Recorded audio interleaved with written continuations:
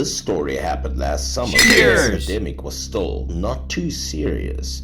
People were still subjective about it, so many shops were still very busy. Because of the epidemic, my business was not doing so well.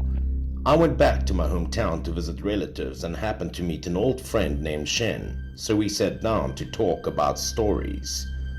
The shop where we chose to sit and talk was located on the edge of town.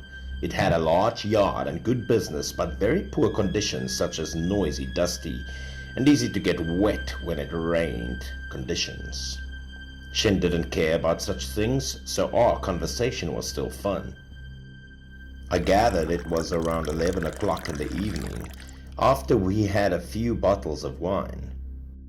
We were both drinking a lot, and debating whether we should go back to town or find the next place to have some more drinking time. As soon as we agreed to find another place, we decided to finish the last 2 bottles in the barrel. Shen couldn't hold it anymore, so he decided to go to the bathroom before leaving the shop. There was no proper toilet there. I saw him walking out of the gate, out of the building. The bill was paid and I was fine, so I lit a cigarette and waited for him while playing with my phone. It must have been more than 10 minutes since he went to the bathroom, and I was wondering why Shen didn't come back. Then I heard a thud at the courtyard gate. As soon as I turned around, I saw a person fall to the ground, and that person was Shen. It took me a long time to react, and I rushed over to see how Shen was doing, only to find his face was as white as a sheet of paper, and he was already unconscious. Some of the people that were sitting with the restaurant owner came rushing along and tried to wake him up, but he couldn't get up, and they thought maybe he was too drunk and fell asleep. I couldn't believe it. I rushed to call an ambulance and took Shen to the hospital. I knew Shen's tolerance for wine very well, and just a few bottles of wine was not enough for him to react this way, and sure enough, I did go to the hospital to see how he was doing. The doctor said that Shen was fine, but still not to the point of alcohol poisoning. They gave him some medicine and told him to rest for a few days. Early that morning, Shen woke up. He looked a little dazed. When he woke up, I asked a few questions. I didn't expect he would react with a horrified expression as he did. Shen told me about what happened before he lost consciousness. It turned out that the place where Shen went to the bathroom last night was outside the restaurant, and next to it was a small forest with a road leading to a distant place, which was very dark. Shen was stunned. He was about to urinate and unzipped his pants when suddenly he heard something coming out of the woods. As he looked up, he saw a person walking on a path in the forest, but because it was dark, he couldn't see this person's face clearly. Only a very vague figure. Originally, Shen didn't care much, but this person's posture was very twisted. Whether it was stomping or swinging his arms, it was very stiff. According to Shen, this person looked like a moving robot, and then he intended to get closer to take a look. Somehow being able to feel Shen's gaze, the man stopped, and in the hazy darkness, he could see the man turning his head to look back at him. The two of them then seemed to have looked at each other, and Shen was confused for the first time. But since Shen had been drinking a lot, he didn't really care much. After a few glances at the man, Shen decided to return to the yard. But he did not expect that when he turned around, he started feeling dizzy, and his eyes started to reel. Then everything turned upside down with an unpleasant feeling. Shen said he had never experienced a feeling like this before. By this time, Shen's eyes were heavy and he couldn't open them, and he fell to the ground. As he's been unconscious for a while, he then vaguely felt that his body seemed to be very light. His mind had become clearer, and then he was forced to open his eyes. When he woke up, Shen saw a trembling figure standing in front of him. Still that rigid body. It was a figure that Shen had just seen, and somehow at that moment there was a layer of light, like a ghostly light, all over the man's body. Upon closer inspection, this was an old man with white hair. He wore a Chinese ao yai, and walked down a path in the forest with his head bowed down. After walking for a while, the old man looked up back from afar, and it was just a very old face with the whites of his eyes with no pupils, which looked horrible.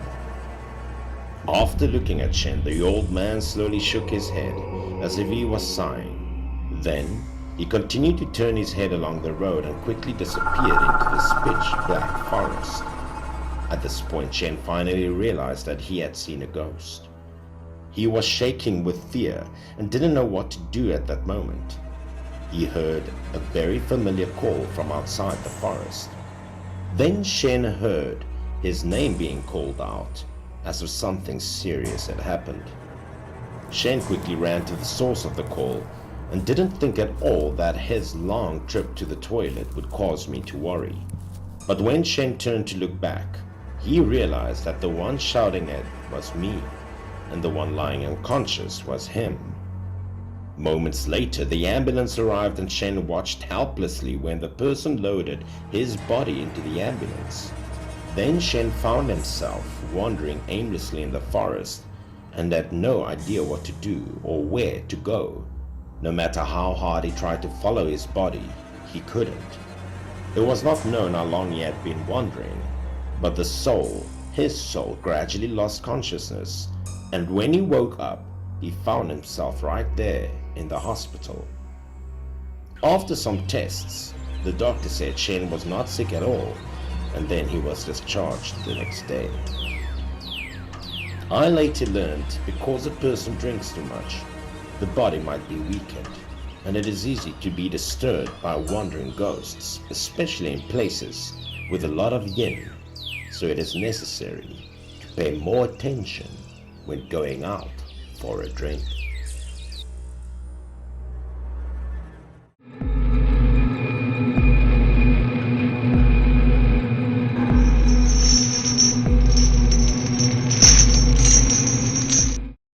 It happened more than 10 years ago when I was 10 years old and just entered the 4th grade of elementary school.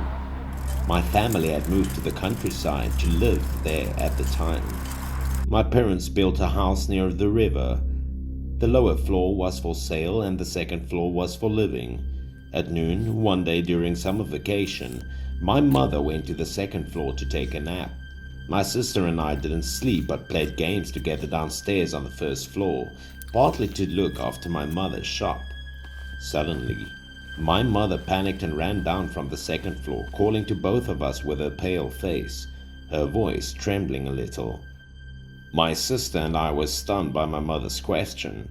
Because from noon until my mother ran down, my sister and I played games on the first floor and no one left this position for half a step. After seeing that we both insisted on our answers, my mother also believed that we hadn't gone up to the second floor. My mother saw that and didn't ask any more. At the time I did not feel anything. My mother saw that on my face, but her face wasn't very good. Later, from the conversation between us and my father, I learned what had happened at noon that day. After the meal, my mother would go up to the second floor to take a nap. And when she pulled back the curtain, it was as dark as the night inside the room. Sometimes we could hear her snoring upstairs. She was sleeping that day when she heard a loud knock on the door that woke her up. She had lost so much sleep, so she was a little annoyed. With an annoyed voice, she asked who was outside the door, but no one answered her, and the knocking stopped. My mother thought it was my disturbance or just a dream, so she didn't think much and continued to sleep. But this time, before she completely fell asleep, she felt a shadowy figure standing in front of the bed. My mother immediately opened her eyes and was completely shocked by the girl's hunch. Standing right on the bed stood a strange girl looking at my mother. My mother did not know this girl. The girl's face was terrifyingly white. Her hair was very long, covering her face. She was wearing a strange black and white plaid dress. Someone appeared out of nowhere in the room that scared my mother terribly. And at that moment my mother shouted. The girl immediately climbed into my mother's bed as a very decisive action made. Then she reached out and squeezed my mother's neck like a murderer with a deep hatred, even though my mother didn't know who this was. She also said that the girl was so strong that she thought she was going to die. My mother could not breathe. She could not resist. And she wanted to give up everything. When the situation got serious, my mother remembered ways to get rid of ghosts taught to her by her parents. And one of these ways was to start scolding. My mother started to scold the ghost, spitting and showing an angry attitude at her. Unexpectedly, the method worked. After a while, the ghost disappeared. As soon as the ghost was gone, my mother called to tell my father about this, but my father did not believe what she said. He did not believe in ghosts, and he thought that she was probably having some sort of nightmare. And after listening to his advice, my mother became more confused. She also began to doubt her sanity. She thought it might have been a dream. She also wanted to believe that it didn't happen, but because this dream was so real, it made her feel very insecure about herself. She thought that it was strange, but she decided to continue going to sleep because she was still very tired. And as she lay down, she heard a knock on the door again. The sound this time was even louder than the previous time. And at this point, my mother was startled to sit up and look out the door. She started scolding again, cursing into the air, even though she couldn't see anyone. There was no answer at the door. After a while, the knocking disappeared. My mom was freaked out by this. She struggled to get up and didn't sleep anymore. She ran down the stairs, and next development was that one I mentioned above. My mother didn't want to stay at home. She told us to look after the shop and then went to a mahjong room near the house to play for fun. And when she went outside, my mother's mental state also improved much more. She didn't feel sleepy, nor was she haunted by what had just happened. In the mahjong room, all were friends of my mother. In the player room, there was a person, Aunt Nancy. She was a friend and also played there. People often said that she had the eyes of yin and yang since childhood, and she could probably see ghosts. My mother didn't believe this before, but now, as soon as she entered the door, Aunt Nancy immediately stopped playing and dragged my mother outside. My mother didn't know what was going on, so she followed Aunt Nancy with a few questions. Aunt Nancy looked behind my mother and told my mother what she had seen. One thing's for sure, it wasn't good news because her eyes saw what shouldn't have been seen. As soon as Aunt Nancy finished speaking, my mother was so scared she almost couldn't walk. Her limbs were shaking. Luckily, Aunt Nancy said she knew how to treat ghosts. Soon, she took my mother to the riverbank. She cut a few trees by the roadside to ward off evil spirits and hit my mother with it. My mother was scared, but she did not interfere with Aunt Nancy's job of beating her. The harder Aunt Nancy was beating her with the bush, the tougher she got. After that, my mother also felt lighter after being beaten. Aunt Nancy said that there was a ghost drowned by the river a few years ago. When she saw my well-dressed mother walking by the river, the ghost decided to follow her, asking her to lend the ghost a set of clothes to wear. Then Aunt Nancy also scolded the ghost. If she wanted to borrow clothes, there was no need to scare people like that, and she scolded in many other words. In the end, Aunt Nancy and Mother prepared multicolored paper. They cut it into the shape of a dress, bought some of their real things, and burned the ghost a few sets together, partly because they wanted to help the ghost to be free. Later, while playing mahjong, Aunt Nancy also told my mother that the ghost thanked her very much. She enjoyed the beautiful clothes they burned. My mother only felt chills after hearing these words.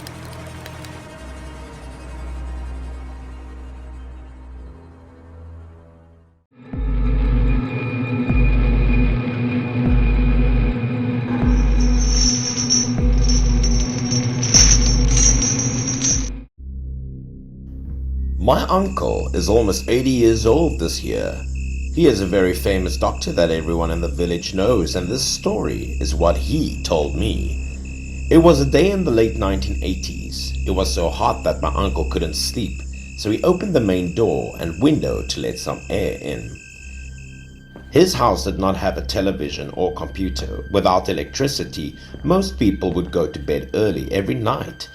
When my uncle looked at the clock, it was almost midnight. The heat had subsided a bit, so he put his book back and prepared to go to sleep. As he was about to go to bed, he heard a hurried knock on the door outside. He knew that someone might have been sick to suddenly come in the middle of the night to find him, so he would hurry to open the door. In front of him was a young man around his age, with a face concealed in the dim light. But he guessed that the two of them were from the same village. They were just not familiar with each other. Because of his working habits, he was not really in the mood to look at people, but this attention was always on the wound or what was wrong. He shined an oil lamp near the man's arm to examine the wound. He was surprised to find out that it was a fairly deep wound, triangular in shape, like being poked by an iron object. It looked like a part of the flesh was lost. Although there was no bleeding, my uncle also frowned because this wound was showing signs of necrosis and changed quite badly. Having said that, he led the young man into the house to examine the wound further. He was definitely afraid of the wound getting worse, so he only said that he would try his best to give him first aid. For the rest of the treatment, the man had to go to the hospital. When the man heard that he had to go to the county for treatment, his expression was a bit strange, as if he didn't want to go far. My uncle thought he was just like the other villagers here and did not pay much attention to this illness, so he shook his head and went inside to get his tools. He used alcohol to disinfect the wound, but the young man was a little evasive. My uncle assumed he was afraid of pain. He also comforted him for a while, then diligently cleaned his wound and began to stitch it up. He burned the sewing needles on the oil lamp, and to disinfect them, of course, as he proceeded to stitch the wound up. But what happened next made my uncle feel a little strange. As the needle pricked into the man's skin, he was afraid that the man would feel some pain, so he wanted to reassure him. However, he was worried. The man had absolutely no expression on his face, showing no pain, nothing, not even saying a word. My uncle then sighed, and in his mind he was thinking of how strong this man must be not to know any pain. Only then did he clearly see the young man's face under the oil lamp. The face was pale, like a dead person's. But he didn't mind it much, as he was focusing on stitching up the wound. He just thought that maybe it was because the man lost too much blood, so he was just like that at the moment. Sewing took about half an hour. It was temporarily considered finished. My uncle remembered that he sewed 8 stitches and waited for 2 more stitches on the outside to remove the thread. The man suddenly looked up at the sky outside, panicked, and even pulled out a needle with his own hand. He was looking extremely impatient. This stunned my uncle for a moment. He kept staring at the steel needle that had not yet been removed and the thread still on the young man's wound. Just as my uncle was about to say something, the man suddenly shouted, "It's too late! It's too late!" and then rushed out. My uncle was stunned. Then he reacted and chased after the man because he was worried about the wound. As they reached the yard, the man suddenly just disappeared, as if he had turned into thin air. My uncle stood there for a long time. He didn't understand what had just happened. He was obviously quite confused, even thinking that he might have just met a ghost. Then he went back inside, and as he was about to turn off the light to go to sleep, he heard a knock on the door again. The man who came this time was an acquaintance, a small carpenter from a neighboring village. It turned out they were struggling with a difficult birth, so he came here to ask my uncle to come over and aid them. My uncle didn't have time to rest that night. He took his medicine kit and went with the man. It was the village next door, not too far. The two of them walked for only more than 20 minutes. But when my uncle ran to the door of the little carpenter's house, he heard the cry of newborn baby. That was the prospect of a mother and a child. Both my uncle and the carpenter felt more secure. Entering the house, they found that the mother and the baby's son were safe and sound, especially very pretty cute baby boy that was lying next to her. Since my uncle had already arrived, he couldn't turn around and do anything. After that, he cut the umbilical cord, cleaned and disinfected the baby, and washed the mother's wounds. But just as he was preparing to disinfect the baby, he discovered something strange. On the child's hand there was a red birthmark. A red thread, connected in lines very similar to the place where the wound was sewn on the man before. And adjacent to that, a shape like a sewing needle on the arm of the baby. My uncle was suddenly stunned when he saw this. And then he understood what has happened to the child. He realized why the man was in such a hurry. Perhaps because he was afraid of missing his reincarnation on time. My uncle had heard many stories about it, but this was the first time he witnessed it. Since then, the birth of the child with him stayed like a picture in his mind with a shadow underneath.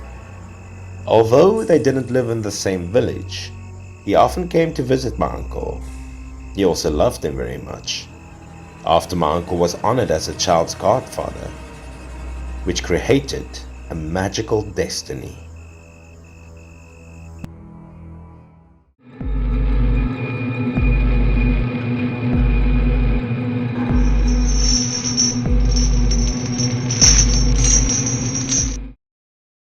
In recent years, due to the zoning plan of our village, the small villages have been merged into one area and some scattered houses near the town had to be demolished.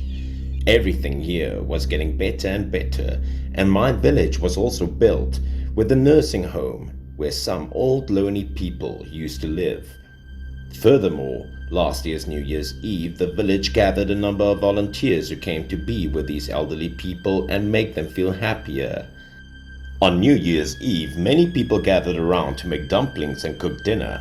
The atmosphere here was much more bustling and fun than usual. Compared to the busy nursing home, my family ate earlier and we finished our dinner as soon as it got dark. After I finished eating, I went out with some of my friends to find someone to play cards with. When I passed through the gate of the nursing home, I saw people still cooking meat on the big stove. At this moment, an old cadre who was with everyone in the yard saw us standing outside the door and hurriedly called us over.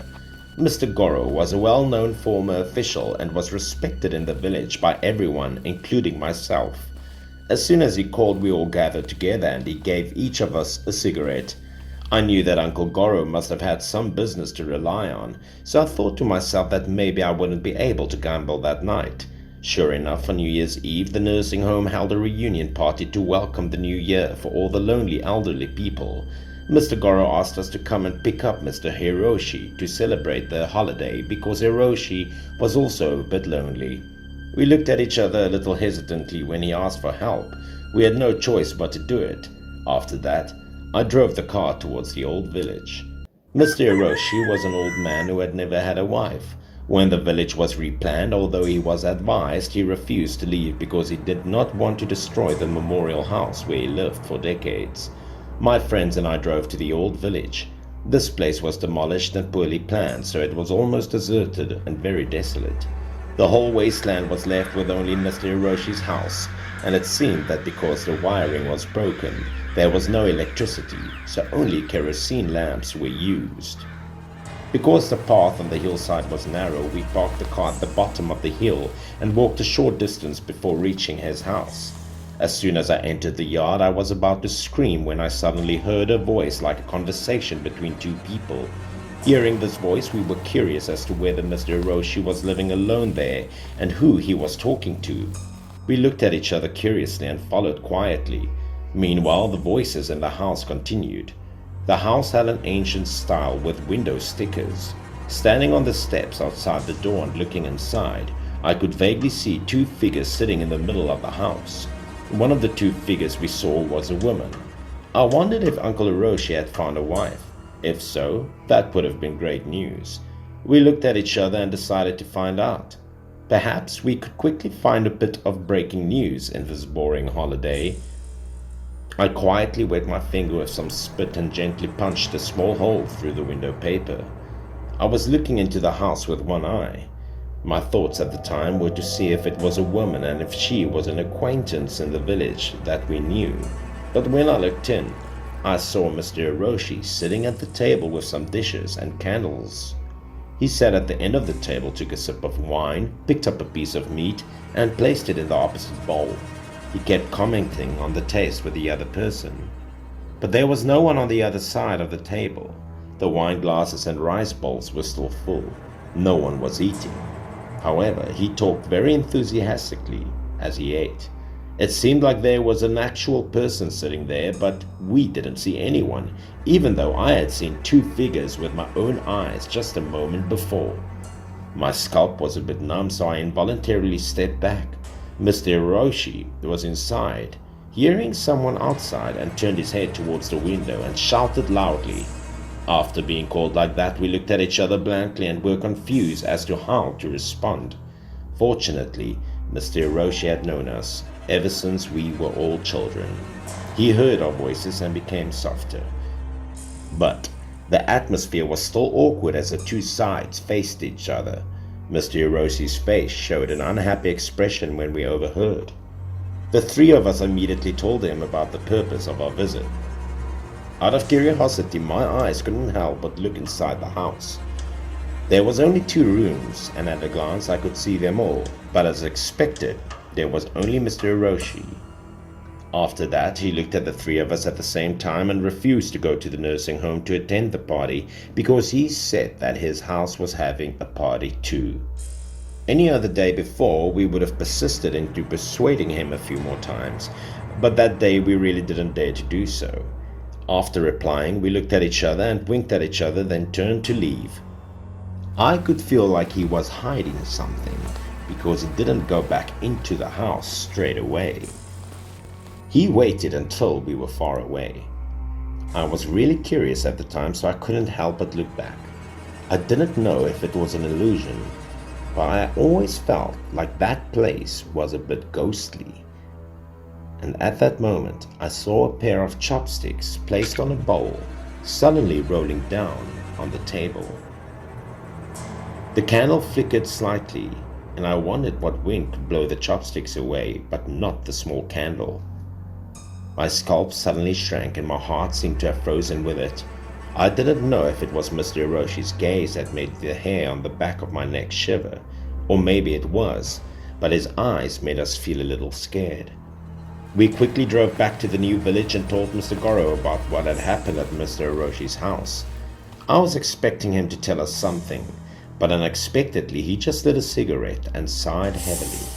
He looked like he was about to say something, but in the end, he didn't say anything and just told us to go home. He gave us all some more cigarettes and then went back into the nursing home. We could clearly see that there was a mystery hidden here.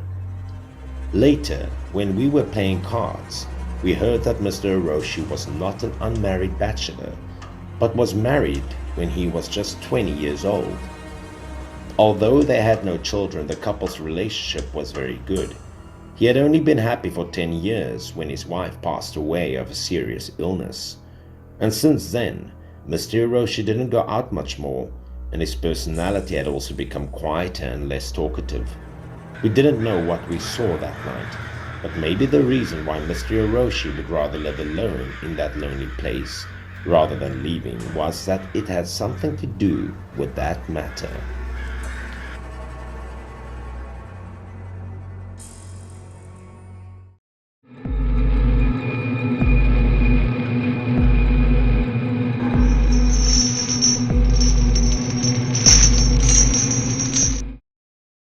It's a story that happened to me many years ago in my village. The story was so famous that it was handed down forever. The purpose was also to warn people about cause and effect. About a few decades ago, there was a man named Yang in my village. He was rather lazy a person and hardly had a stable job. But lately, he was diligent. Every day he would carry a big basket into the forest. It turned out that he had seen rabbits and came up with a cruel money-making idea that was to trap rabbits and sell their meat. He found rabbit burrows and deliberately set traps nearby with some food to lure them in. Before that, the rabbits were not hunted by anyone, so they were almost completely defenseless against anything, so the rabbits were painfully captured easily. But the rabbits did not satisfy Yang just yet. He thought they were too old and couldn't be sold because the meat was no longer tasty, so he would purposely reach into their burrow to find the baby rabbits. The baby bunnies no longer had older rabbits to protect them. Yang would easily catch the young rabbits lying in the burrow. They were born less than a month old, about the size of a hand. Yang looked at the young rabbits that had not yet grown all their fluff and felt satisfied. He thought their meat would be delicious, and he decided to sell them for twice the price than those of the older rabbits. Even though the rabbits struggled in pain, Yang didn't care but showed a sinister smile instead. He collected all the rabbits in the burrow and put them in the basket he carried with him. Some rabbits were still alive, some were dead. Rabbits were crammed inside Yang's basket. After seeing no more rabbits in the cave, he also started to go home and prepare to sell them at the market. In his heart, he was secretly glad for these victories. But there was an old saying that you would reap what you sow, and Yang did not know that disaster was about to occur to him. The fair that day also began to take place in the bustling city center. Almost everything needed was on sale. Yang also arranged for rabbits from old to young on the floor on a makeshift white towel. Since no one had ever sold rabbit meat before, the villagers also felt strange about it. According to Yang's sale, rabbit meat was both delicious and tender. So people did buy some to test it. At the end of the market day, holding a stack of coins in his hand, Yang happily counted them. The vegetable man sitting next to him felt that Yang was a bit callous. He thought that the young rabbits were too small. Why didn't Yang wait a little bit for them to grow?